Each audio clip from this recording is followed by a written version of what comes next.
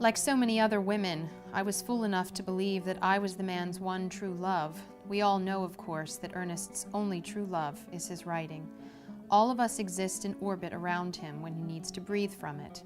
But it's to it he always returns, to it only that he's faithful. Hemingway's Girl takes place in Depression-era Key West in 1935 when a Cuban-American woman goes to work for Ernest Hemingway to support her widowed mother and sisters.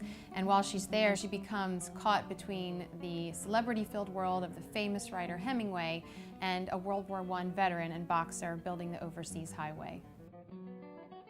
My inspiration for Hemingway's Girl came when I visited Key West at the Hemingway house, and as I walked through the house and ended up at the writing cottage, I had that feeling that I knew I had to write about this place and I knew I had to bring others there.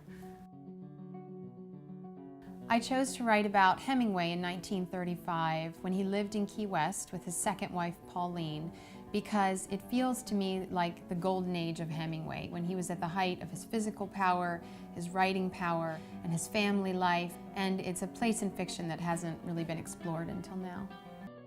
Once I began writing the book, I was trying to find a fictional character, a vehicle to get us into Hemingway's world who we could identify with and to tell the story. I saw a photo of a young Cuban girl on the dock in Havana looking up at Ernest Hemingway as he brought in a huge fish, and it made me think of the difference between the rich and the poor and what this girl must have been thinking about him.